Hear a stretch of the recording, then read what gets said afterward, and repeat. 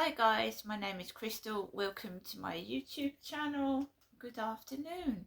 And after some unpleasant rain, we had a brief bit of sunshine and it keeps coming out here in Rochester. So I'm here in Rochester, Kent, Rochester. And the time right now is 12:40, so it's 20 to 1 in the afternoon. And I'm here in Rochester. I know there's a Tommy Robinson rally going on in London, but I haven't gone to it. I did, in fact, want to go, but for safety reasons mainly, I've not attended the Tommy Robinson protest today because of safety issues. Sometimes at rallies there's violence, there's a lot of police presence, and I'm looking after myself and making sure that I am okay. So going on a train is a risk for me. Getting on a tube station train is a risk for me.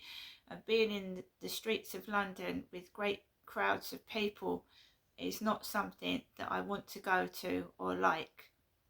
So I can watch it from YouTube. I can watch it on the television. So I'm choosing not to go, and that is my choice.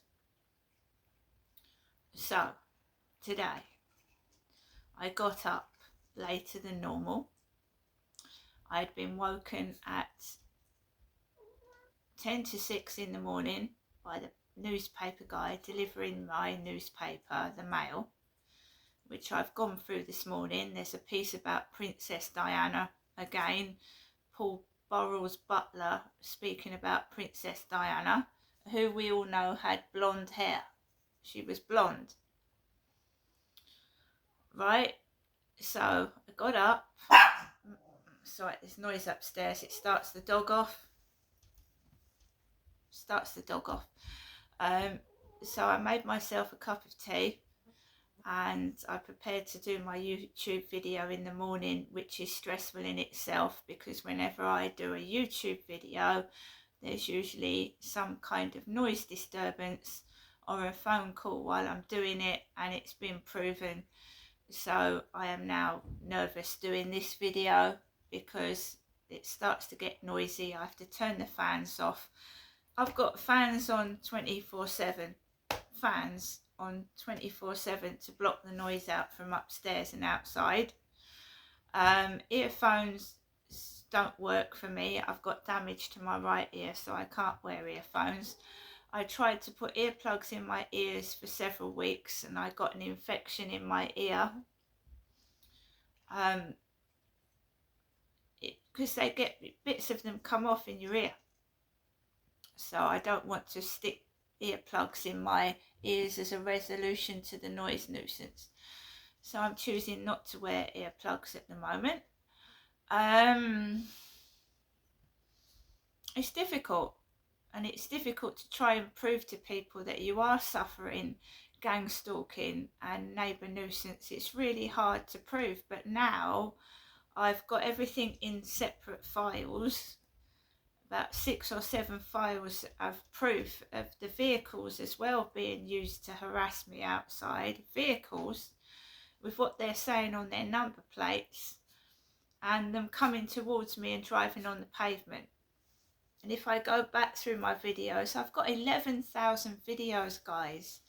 11,000 videos, and I can go through loads of them and screenshots things that have happened a few years ago and back it up with my story. It's time consuming, but that's what I can do and prove it. Since I've lived here, I've been nothing but gang stalked and bullied.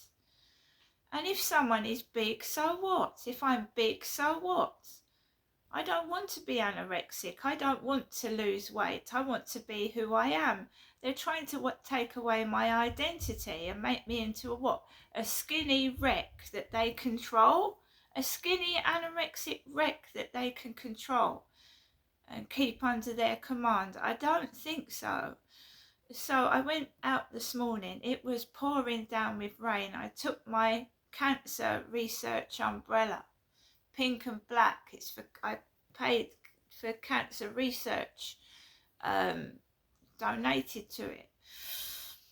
So I'm a pink and black umbrella. I took a bottle of drink because I get thirsty, and I saw my newspaper stuck out of my mailbox, and I left it there because I'm not carrying that about in the rain.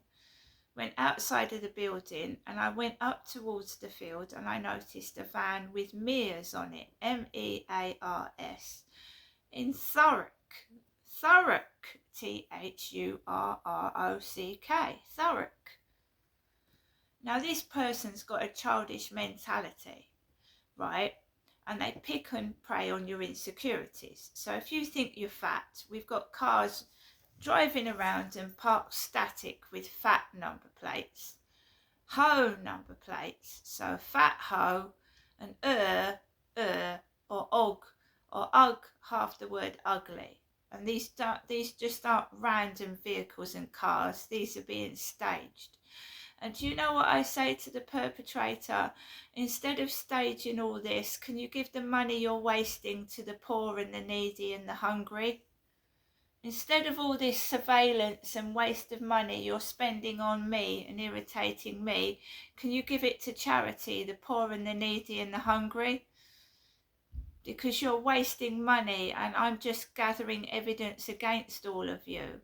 So keep doing it, because even if you take a video, guys, of what they're doing, you can bring it home and take still photographs from the video. So even if they hide people in front of the number plates, hide people in front of the signage, I can still take still photographs from videos that I've taken outside. Now, it's not rocket science, and these people are thick. So what happened, I answered a Facebook dating message this morning. So it's being tracked and logged and given to the appropriate people. So Thomas sent me a message in dating last night, but I answered it this morning before I went out. You look so lovely, Janestra. That is my birth name. You look so lovely, Janestra. Hope you like my pics too. How's your weekend? Look lovely. And I start to get harassed by car number plates and vans outside. And there's nothing wrong with this picture. Nothing wrong with that picture at all. What's wrong with that picture? Does that look ugly? So I'm being picked on. So this guy, I'm sorry, I've got to show you the photographs for you to believe me that I am being bombarded with fake rubbish to stop me meeting a real gentleman. Thomas, 41. I was watching a film about the Tinder swindler yesterday evening. The Tinder swindler. On my TV set. Which is another coincidence. So look at these pictures that are going with this guy's profile. There's a nice hairy chest with some nipples. And a picture of Ricky Gervais. So he's taken a photograph of a Ricky Gervais film. There's two more. Sorry, that's gone off. Let's go back. Two more. So I told you, I replied, note you like Ricky Gervais, wonderful comedian, loved him in The Office, thank you for your compliment. There's nothing nasty about that, is there? Supposed to be a guy called Thomas contacted me off of a dating site. He's located in London, United Kingdom, and he's 5'9". So they're nasty, they're spiteful, and they're childish. So they don't mean that's a nice photo. They're taking the mickey out of me, clearly. We need to find out who it is, and people can be traced by the messages they send from their IP address. So all this, my dating sites are being monitored now. They're being monitored by somebody, so carry on. Carry on sending hateful messages, they're being monitored. And it's to note that it's got Ricky Gervais in it is another red flag, isn't it? Ricky Gervais. My name is Crystal. I'm a female. And I don't think I look ugly for my age at all. So that I sent this morning. So it's all being recorded when I went outside the front of the building. Goes onto the field. We've got a Thurrock van, Mia's Thurrock. Max doesn't want to go onto the field, it's wet, so we do turn round and we go up towards the river, and it's fairly quiet, not too busy. It's raining, people have got hoods over their heads, although that is an intimidation technique. In the summer, when they're wearing hoods over their heads, it's a form of intimidation. Makes you feel rotten, makes you feel ugly, makes you, maybe I won't do my YouTube videos anymore, you know. Right? I'm an independent adult. If I want to find someone to settle down with, that is my business. These are fake profiles. They're meant to cause distress and upset. They are going to get caught out. I've sent a load to the police off already. So I've gone towards coming back home. There's a woman in a red raincoat with a hood over her head, a woman in a yellow raincoat. There's somebody walking around with an orange Sainsbury's bag. So you've got the connection, fat elephant. They walk around with elephants on their bags, fat number plates. It's a form of intimidation and harassment. It makes you feel bad. People have said to me, oh, it's all in your head, you're mental. I'm not. I'm proving that I'm not mental. This happened at my old address, and they used to intimidate me with snakes. No word of a lie. One of the neighbours had a snake, like a full-blown python-looking thing, in the grass when I came back home from the library after answering a Facebook message. So there is a deep connection with the harassment and Facebook stalking.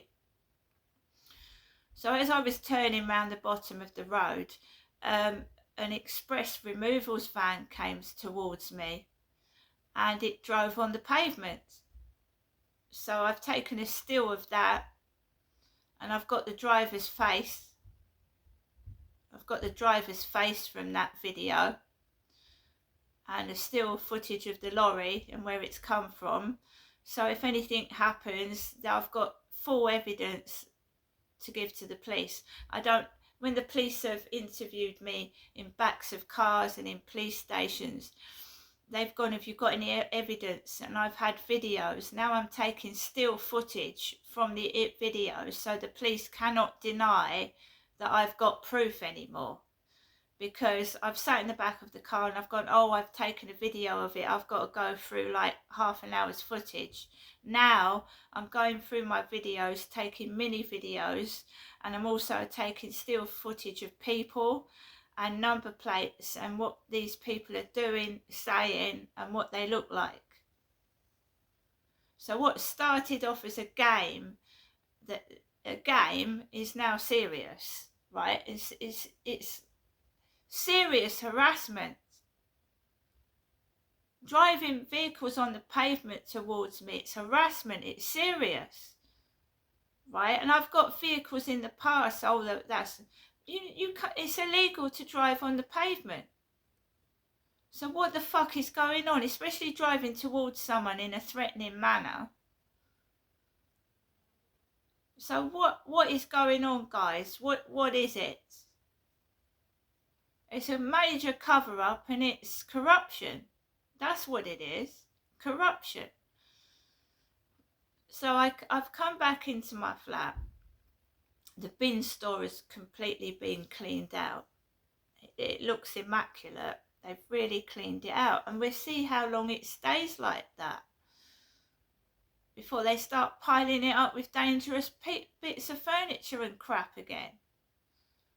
Now, the housing must have spent some money on getting that cleared. It was in a terrible state. And there are cameras in the building, and it's not me doing it. I don't walk around with a hood over my head.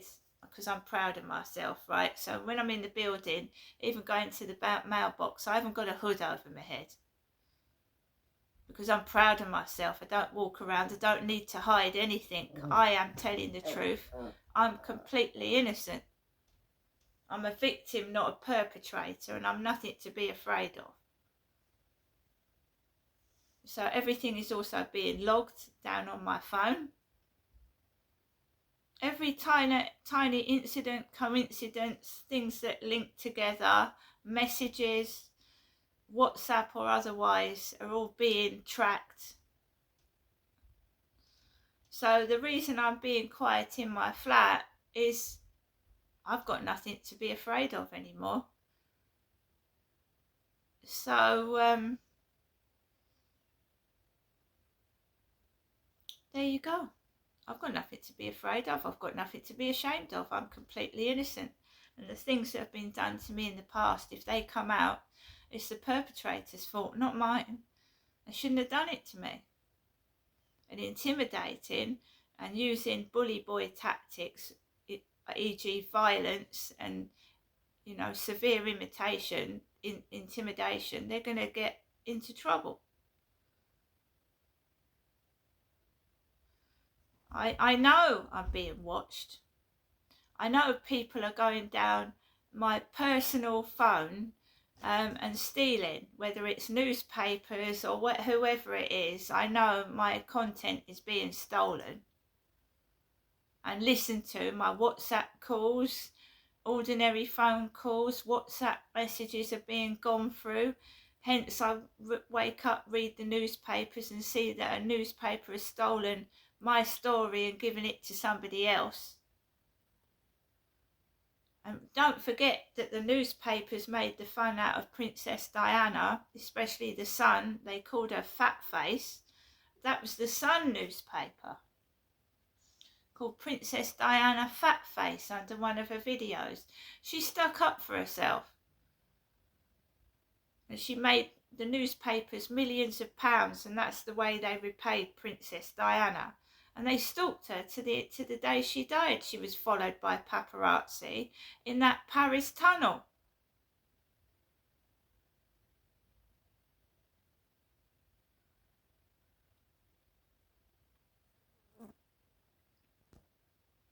So we've got suspects of who this could be. And obviously I moved from Gloucestershire to Chatham, and from Chatham to Rochester, and it's following me wherever I go. That's why I say moving won't solve the problem. You've got to find out who's doing it and stop it.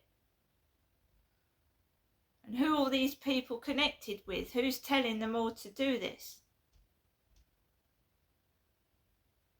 So we've got a file with all the number plates written down, with the foul number plates, as I call them.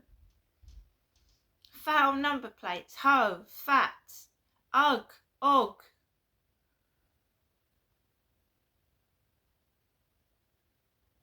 Even picks up the driver's face.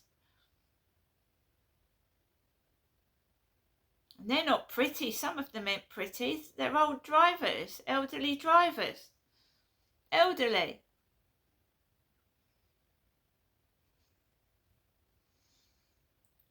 So this tracks out who it could be. We've got all the car number plates written down, the times and dates of everything that's happening, including the noise and what happens outside to incite the trouble.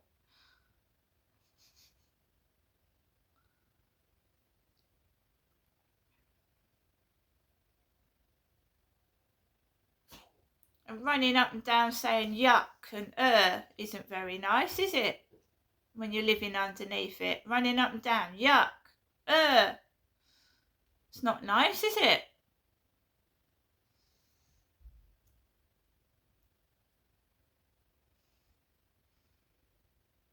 It's just been done on purpose.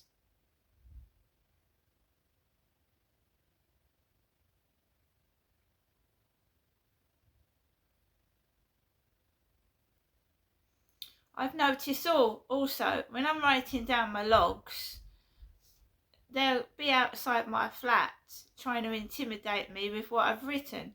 So let's say I've I'm writing down, oh, I saw a lady with a scarf around her neck, it was rainbow.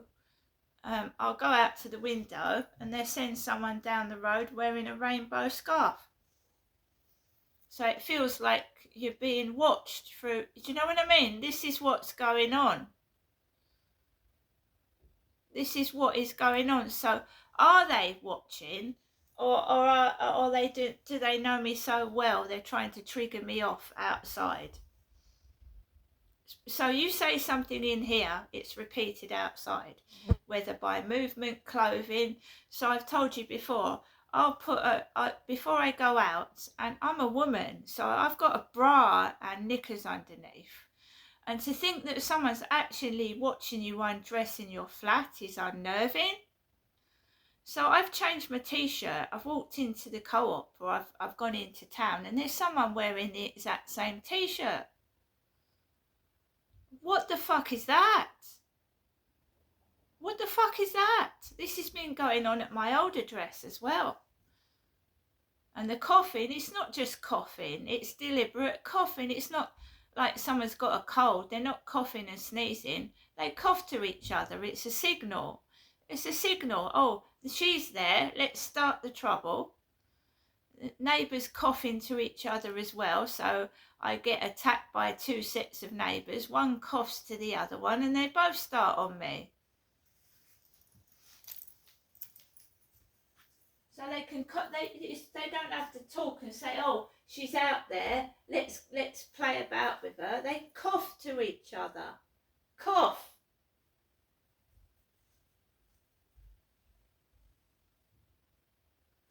So, you know, when people say to me, oh, what are you talking about coughing? Oh, it's just a cough. No, it's a signal. And you look at gang stalking videos by the narc survivor, coughing is more than just coughing. When gang stalking and harassment is involved, it's more than just cough.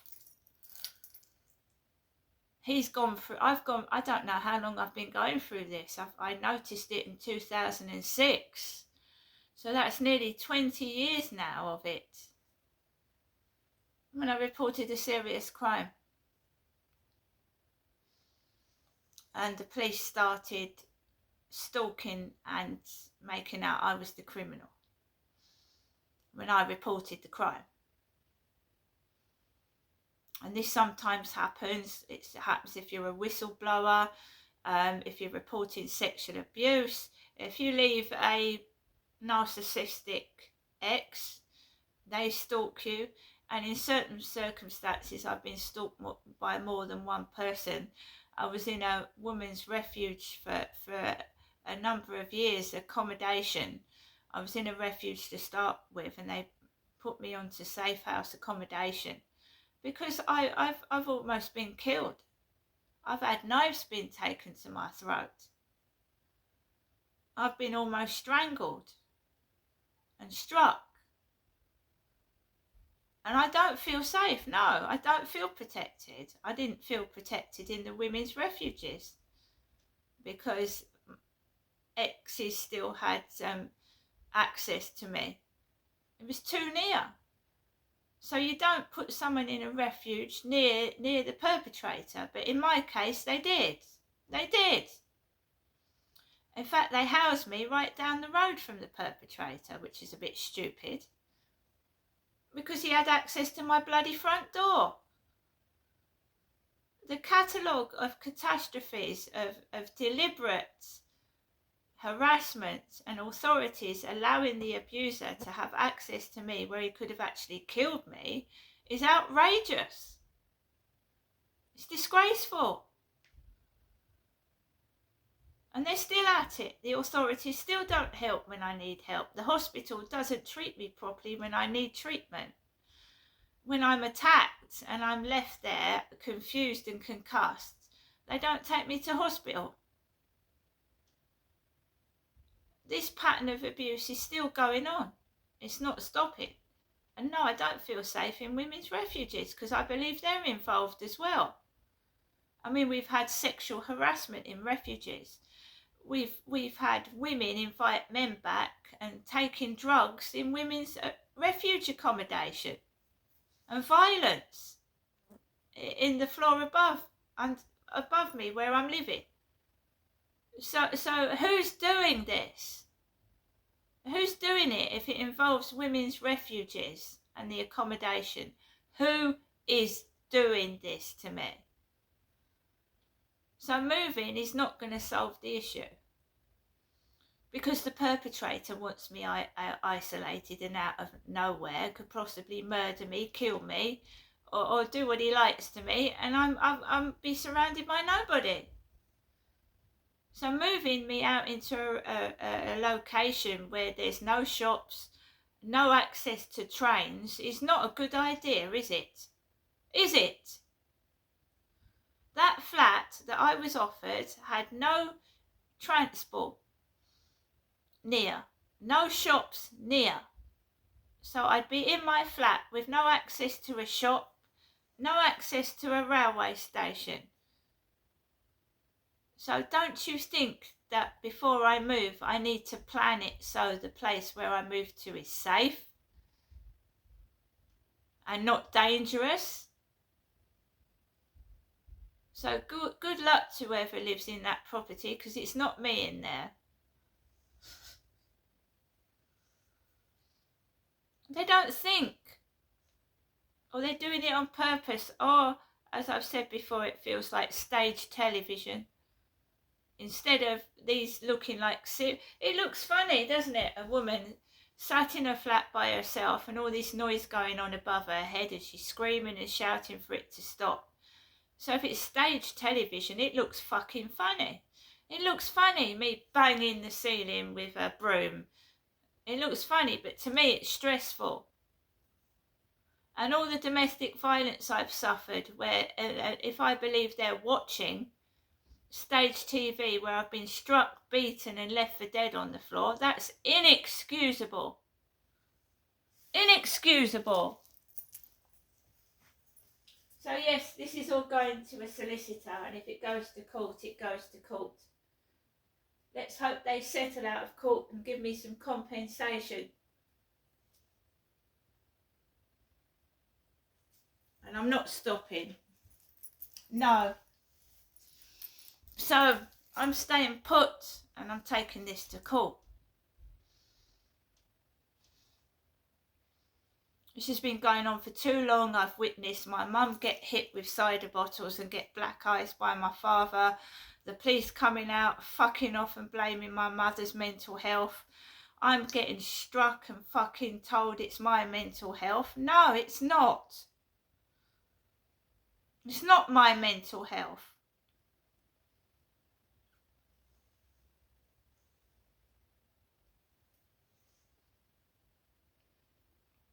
So it's all logged in little folders, what everybody's doing, and there's photographic evidence to back it up. It's not in my fucking head. Right? You picked on the wrong person.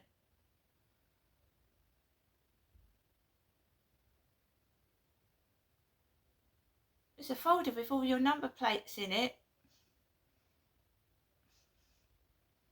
Mocking me. How dare you call me fat? How dare you call me ugly? How dare you? You look at your face. See, they're getting caught because I can get them in their cars. I can get close-ups of their faces. These people taking the piss out of me. And they're not very pretty either. No, they're not.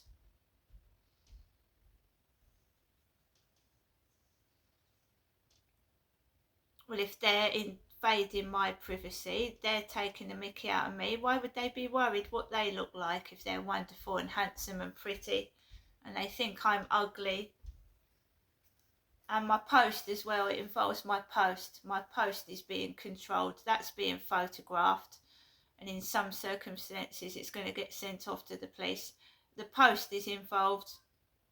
The post, the written post, what's sent to me, is all bogus, fake and staged for TV, and I can prove it.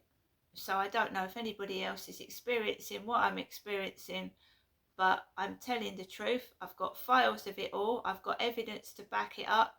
And I've already been told to go and see a solicitor about the police's handling, especially of Sean Clark, who tried to get me to take my clothes off in a certain place and then pass my photograph on to a young lad. And the police shut the case down and didn't even question him. They're going to get sued. See you later.